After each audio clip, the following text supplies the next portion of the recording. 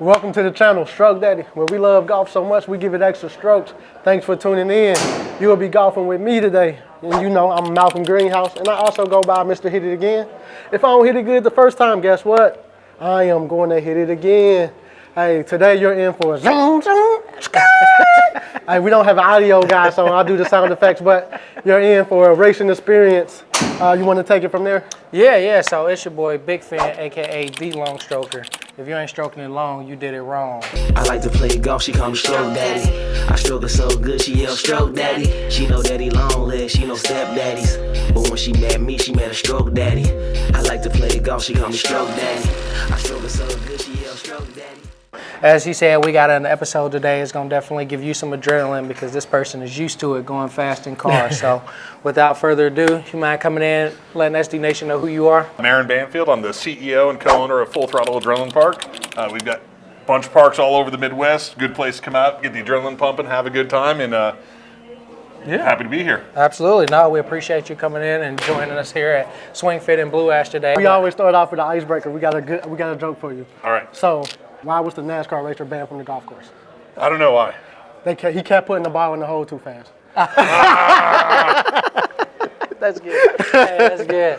Did y'all see, actually, they just did a racing golf combo thing in Vegas because you know they were getting ready for the Formula One racing, so they had like the pro golfers paired with a Formula One racer, and they had to drive the golf carts, and whoever drove it the fastest and then got the ball in the hole the fastest would win. It was actually really cool. They combined the two, so it made me think about that. Oh, that would be cool. Yeah. I'd like to drive that. I mean, is it full contact driving? I mean, can you throw the block on? I think you could convince the PGA to do it. Little bump track. It was a Netflix special. It was called like F1 something golf. But yeah, check it out on Netflix. So, but yeah, no, I know early you just mentioned that you got multiple locations. You mind telling the people how many locations do you currently have? Yeah, currently we've got 7 locations. We've got 6 what we call adrenaline parks, which are karting, axe throwing, rage room, VR. We've got bars. We've got food. We've got here in Cincinnati. We've got an indoor paintball field. And then we've got another project down in Louisville, Kentucky called Overdrive, which is axe throwing, rage room, racing sims, really nice racing sims. And it's a real small footprint, so it's about 8,000 square feet. Nice. Good. So, what was the original location? What was the first? For me, I started Full Throttle, and we opened in 2011 over in Springdale, so here in our Cincinnati location. Our oldest location, one of my partners, Tony, opened in 2000 up in Sterling Heights, Michigan. Okay. So in 2020, we merged together. So went from a couple different entities to one big company. Yeah. But Tony opened in 2000, so 24 years in the business. Yeah. Wow. So how did the idea come about between the Tony and yourself? Like, how did you guys come up with this idea? Yeah. So originally, I'm an IT guy by trade. Okay. So I was working for Cintas, and my original business partner and I were talking about doing something outside of IT. Been doing this for a long time, doing something different. And he ran a league, a karting league over at a track in Indiana. So one time, for whatever reason, bad judgment on his part, he decided he needed a substitute driver. He picked the tallest, fattest guy he could find, which was me. There you go. I went over there, and I'm excited. We drove over there, we get in the cart, and it was a lot of fun. And it was just so much fun. I said, man, I want to do this because the concept was good, just the overall experience was weak. I later went back there with some friends and family, and customer service was terrible. It just wasn't great. Yeah. But the go-karts were fun. So I got the idea, and I started doing research. My wife at the time she still is an accountant, but she said, okay, hey, what's your idea? I'm excited. Do the research on it. Yeah. So I got my first yes in 5 minutes. I thought I was on the way. And then as I'm run downstairs to start researching, she shouts, don't spend any money. So that's a little tough. It is, but it was really good advice because a lot of people dive into business and just go, oh, this is going to be successful, and start whipping out the wallet, and you have a lot of failures. So I spent about 9 months trying to research the industry and learn about it. I was calling tracks, and when you call business, say, hey, I want to learn about your business because I want to open one of you. You get a lot of people hanging out. Yeah. Why would I give you my business model to take my business? So there's a guy named Don he's got a place down in North Carolina. He talked to me for about 45 minutes. He said, hey, get in your car, drive down here and meet with me. So I did. I went down and met with him, and he opened my eyes to the industry a lot. Yeah. And then came home, and my original partner Joe, who worked at Cintas, I went to him, and man, we were going to lunch. I'm like, hey, I learned this. I'm bouncing ideas off him and spent a lot of time getting him on board. I said, hey, this is serious. Come on over. And he started to come over to the house. We'd work all day at Cintas. I love it. Almost every evening, he'd come over to the house. My daughter learned to hate him because she was little at the time. But that was his time. He was taking her time. Yep. No, when Joe showed up and knocked on the door, that meant it's bedtime. Go upstairs. So Every time he comes.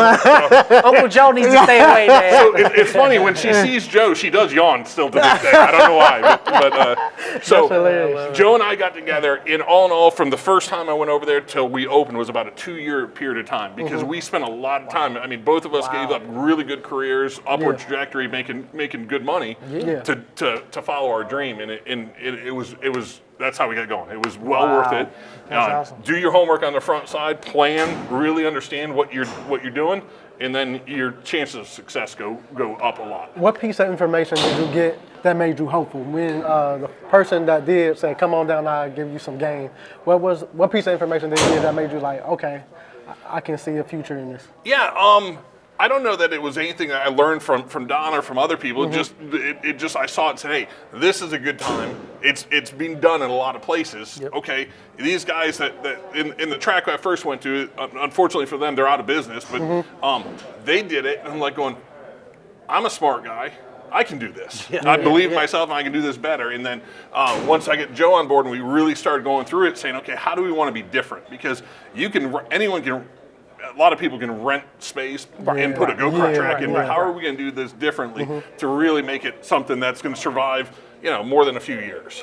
What do you think is your difference maker then? Because like you said, anybody could go put some rubber tires in there and create a track. What makes Full Throttle and you all so much more successful, because you have been, than the others? It's just a long-term vision of what we're trying to do.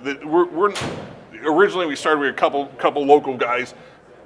Had to make enough money to survive, but we want to do something fun. We want to do something exciting. We want to deliver the experience. Every one of our guests coming into our parks, they're there mostly to celebrate something. It could be a birthday. It could be, report cards. It could be, a son or daughter getting ready to deploy overseas. Hey, how do we provide somewhere that delivers a great experience? People can come in and have a good time. And if we focus on the safety, we focus on the guest experience. We're a business. We got to make money, and we focus on developing our crew, teaching our, taking the people that work there. We're a tight family. We all, from here, right. We still talk. Right. We try to care about each other, and when you do that, it's won for us. It's worked out for us. Love it. I've always had a vision of building the business bigger, and we've done that. Coming from corporate background, I worked for UPS for a long time. Big corporation, There's a lot of things that you learn there, both good and bad. And I said, okay, let's keep the good and get rid of the bad. We don't deal with a lot of bureaucracy of having to go through things. We can make decisions quick, and when we make a wrong decision, we'll celebrate it and go, okay, what do we learn? Let's pivot. Try not to do it again. And we got to go there a few weeks ago, and I got to beat them, videographer. Let's not tell the lies to the folks. Let's not tell lies to the folks. Hey, footage don't lie. I still haven't got that little extra you talked about getting.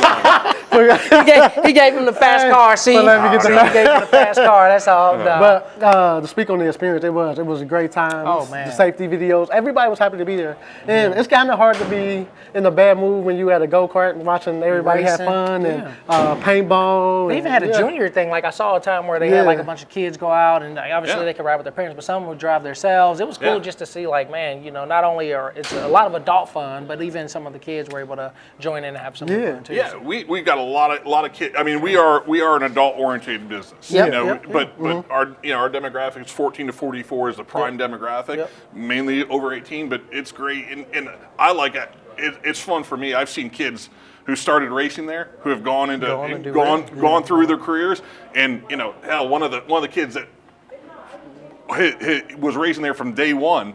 You know, there all the time. I got to know his family real well. He just got married, and so I've seen a lot of these kids grow up, and to be part of that and really provide a place that has an impact on people has been that's probably one of the blessings I never would have ever thought about. But the impact we've had on people has been great.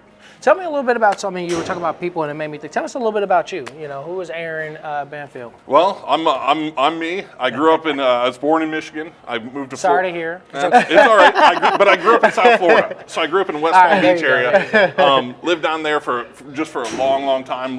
Loved it down there, and then moved to Ohio chasing the girl. So moved up here. Caught the girl, got married, had a couple kids. Parted ways with the girls, but stayed here. I love Ohio. So, you know, my background, I'm an Eagle Scout. You know, I grew up in Scouts. I believe in, I believe in people. I think if you focus on the people and pay attention to that, you win more. You know, so I like to have fun. I like it. I run a karting club named Ohio Valley Karting Association, so OVK. OVK. Yep, it's one of the largest karting clubs in the country. Usually, this year at our events, we'll see probably 130 entries. Tell us a little bit more about this, because I know I wasn't familiar with it until you told me about it earlier. So. Yeah. So there's a fantastic track that we race at most of the time called G&J Cartway. It's in Camden, Ohio. Yep. You got to go through the cornfields out in the middle of nowhere. But I think you described it as once you get off 127, you go 5 cornfields over. Yep, 5 cornfields. Now, you got to pay attention because the soy fields don't count. It's only the cornfields. But there's this great track up there. The guy Gary Gregg is the owner. Him and his family are fantastic. It is. I've been to tracks all over the country. This is by far one of the best tracks because it's a driver's track. If you want to be faster, you have to learn to drive. You have to be good. You know, you've got to know.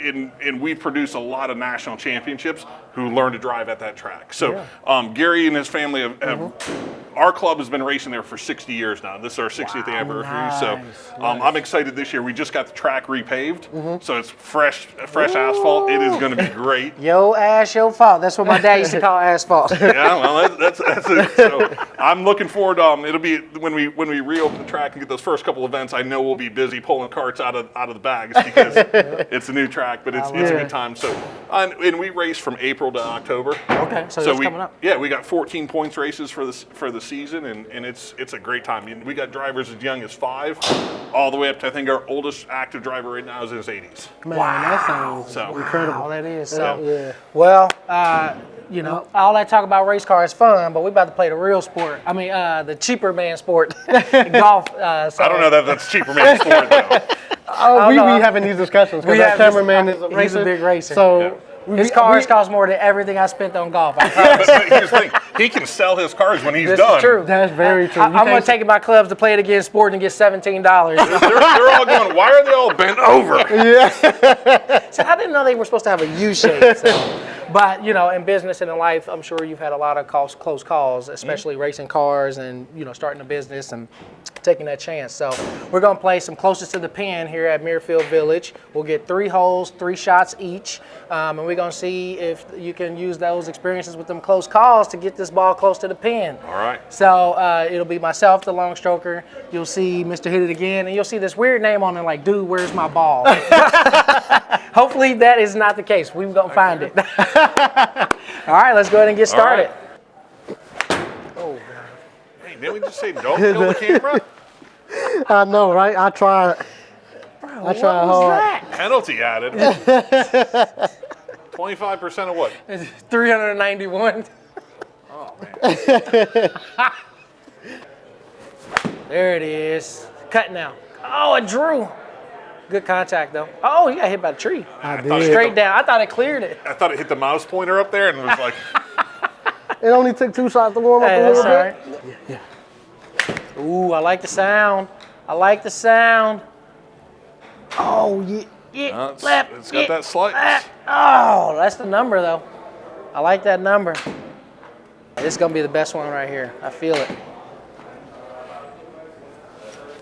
Oh, topped it a little bit. Get away with it. Jump over the bunker. Nope. I still think you beat Mr. Hit It Again. That's no penalties. There you go. There you go. 201. All right. My son-in-law's in sales, and I talked to him, and he's like, I'll That play. might be too much. Get down. Get down It's on the yesterday. green. Nope, too much. Oh. All right, I got some penalty there for the bunker. See, it wasn't that bad. Oh. 50% bone. Oh, man. Look at that. That's messed mean- up. 13 feet, and then it got real bad. What's the after that. total there? A lot. So And my what's the first average hole is you live and you 13, learn? or my best is 13. I can't even read that far. Yeah. What does it say? So my average is 13, 112, and 201. So you up? I'm up. They call the best first. So this is 148. The left downhill, it's about the same exact Yeah, about shot. the This same. time you got to hit it over the water though. What's the what's the penalty for the water? We'll give you. It's like what's the penalty in racing? If you hit the wall, it just slows you down. It's the wall. You know how much that costs. And occasionally, as you talk about ribs, Oh man, when we went and I was racing, I didn't realize it was my first time that you're supposed to brake in the turn or at least let off the gas. I gassed right into the turn. Ooh, I like it. He said, "What penalty?" Oh, my that's- goodness, that's it's gonna on be there. perfect. It's on there. That's gonna be perfect. Nice shot. Nice shot. Ooh, M. LeGree, baby. all right. Just took him a go. hole. That's it. A hole to warm up. Let's warmed do up. it. 21 feet. So I play on the Xbox golf with my wife. PGA? Yeah. Oh, PGA, Yeah. okay. Okay. And we've been playing that same game for a couple years. Used to play it a lot in Florida with my buddy. Yeah. And we'd be hitting hole. We used to Oh, hit holes wow. in one all the So time. y'all were good. Yeah. I've been playing this for years here. She sits down, hits a freaking hole in one. Wow. I have not. So I wish I could say I had one. Oh, God, I pulled it so bad. It might come back. No way, Jose. Hey, I would live with that if that was my shot. yeah. Have you played at any cool courses? Probably not. I mean, thinking locally, I've played at Makakiwa. Okay. Oh, Yeah. nice. I just met a guy who was a member there. Yeah, I've got a couple guys I know through business. One of my partners is a member there. Yeah. Played at Clovernook locally. Ooh, nice. Yep, that was a good time. There's a public course I played in a golf scramble 10 years ago Yeah. up here, but that was cool. How long have you been playing? I know you don't play often, but when was the first time you picked up a club? Probably 2022. Oh, okay. Oh, okay. Wow. Yeah. So, No, 2020. Like I was 20. oh, when you were 20, 22 yeah, years old. Okay, Yeah, okay, yeah, gotcha, yeah. gotcha. No, yeah, Okay, no. gotcha. I was like, dang, that was very recent. So, Yeah. Yeah. No, but I mean, even in all those years, heck, you probably played what, a handful of. Like, Yeah, it's scrambles. I don't own my own clubs, and I'm 6'6", so I got to find. Yeah, I know. Yeah, we got you playing with some yeah. miniature It, clubs it right works. now. It works though. I mean, Yeah. I'm not doing too bad. I'm better Hey, than you some beating people. him. You know?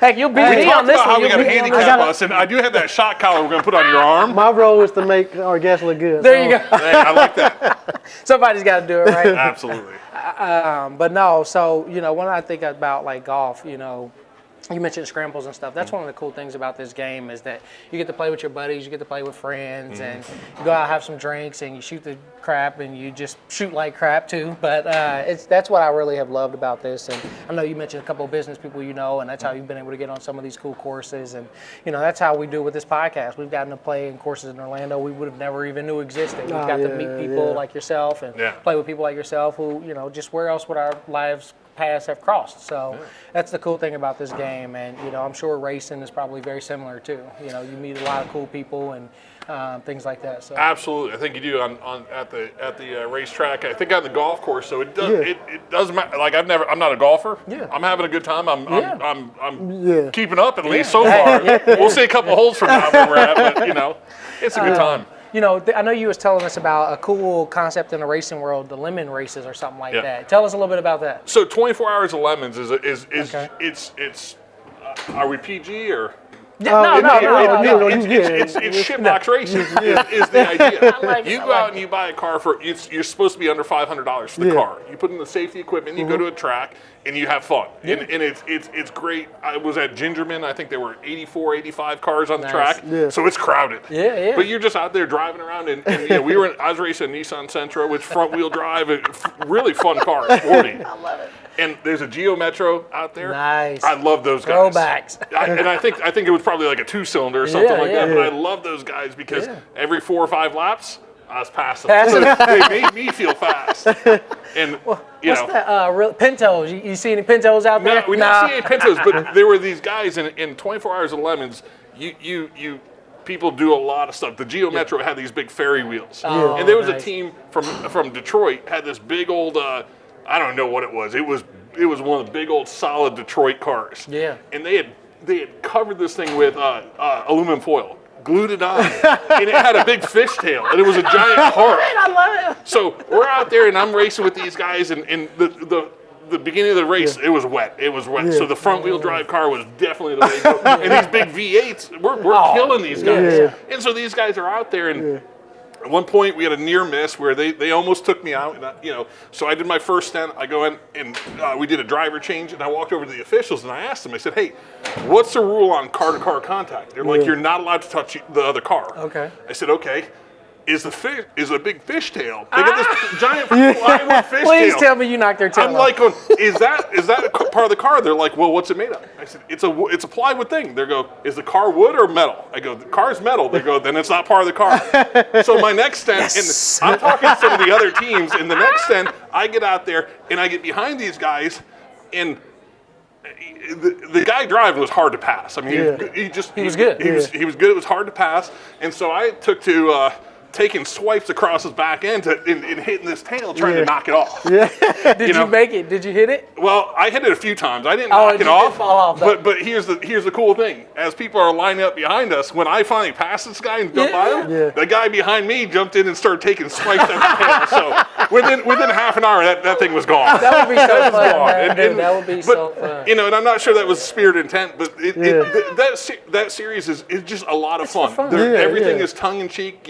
The officials, all the punishments when you drive like a jackass. If you go off track, you pull in, you talk to the judges, and they'll give you different punishments. Like I was telling you, on Easter, they did an Easter race there one time. The team had, I don't know what they got the penalty for, but they had to go and search the pits for Easter eggs with 10 millimeter sockets. Because if you know anything about racing, the 10 millimeter is the socket everyone loses. So. I love it. That is awesome, man. No, I see. Again, it's just a fun environment to be in, and I know you've created an extremely fun environment at Full Throttle, and so I love it. Let's do it. Man, I also, you said one thing, you had a comfortable IT job, you met a girl when you was in Florida where you came to Ohio. You have a lot of ambition. Where do you think some of that ambition and trying these these creative things come from?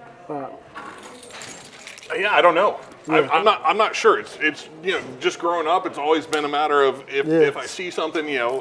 My parents are phenomenal. I've got an older brother, and my parents were phenomenal. We didn't grow up with any money, but it was okay. What do you want to do? Identify what you want to do, and if that's what you really want to do, figure out a way to do it. Okay. My parents. I just grew up never believing there was. I couldn't do anything. There were a lot of things I tried to do and I failed. And man. Just get up and do it again. Get up and do it again. Okay, I failed at this. Well, shit, I dropped it in the water. Okay, what did I do? Get up, shoot again, and make the adjustment. And it just having that mindset, it's been good. Isn't that funny? That's why he came up with the name Mr. Hit It Again. Like, I mean, he talked about that in one of our earlier episodes, but it's about trying again, keep continuing to go after that goal, and I love to hear that. Is that something you find yourself instilling into your children as well? Yeah. We try to talk about it. Failure is stopping.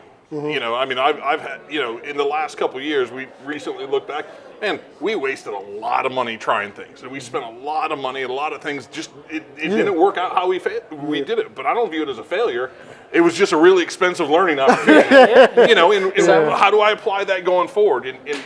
I believe in talking to people, sharing that information. So like my kids, my 13-year-old can read a P&L and a balance sheet better than most. And it's not because I'm trying to groom her to be in business. It is, okay, I talk about what I'm doing. When I get excited about something, I talk about it. And when I have failures and misses, and oh man, I lost them. Those are the things I tend to talk about the most because that's what you learn from. You don't learn from winning. You learn from losing. And that losing stick with you. It does. And when you go out there and win, okay, I want it. What else do I do? I want to go win again. Okay, then I got to work harder. I go out there and lose. I get. When I'm being competitive, I get pissed off. Okay, why did I fail? Right. And that fuels me to try harder. I love it. I haven't met many golfers. Growing up in Florida, I've met a lot of famous people, but but not a lot of Not a lot golfers. of golfers. I think most famous golfer I've met, Dale Jarrett. Dale Jarrett, he's NASCAR driver. Oh, okay. But he talked. He's a nice guy, but he's a good golfer. Ooh, He said, he's good. yeah, he almost went pro instead of racing. Wow. So, what part of South Florida did you say? West Palm Beach, Lake Worth area. Yeah. That's not far from Jupiter, is it? No. I spent a lot of time up in Jupiter. Yeah. We just unfortunately had to go to a funeral down there at West Palm, and so. Oh my goodness. Hey, don't hit the camera. Don't hit the Hey, but you're gonna get that shot of that ball coming up, and you'll be able to read it as it hits. The most expensive shot in golf right here. They didn't read it. It was so bad, they didn't even read it. So I saw on Facebook somewhere they had a shot with for a movie, lady shooting a bow, and she was shooting at the camera. Oh. So they put a 2-inch hole in the plexiglass right in front of the lens, and they're like, "There's no way." She made the shot, went right through there, ruined a $300,000 camera. Oh, that's what they get for challenging her. She said, "Challenge accepted." Yeah. I thought she said, "Hey, hold my beer." Yeah, pretty much. She had to have. At least I stayed dry there. Ooh, I'm struggling today, for real. Yeah, I told you, it's Blue Moon, man. If you'd have brought the right beer. I don't know. Stella's doing okay for me. Hey, I think it's the Full Throttle hoodie. it's the hoodie. Said your adrenaline. Yeah, your adrenaline. I got you.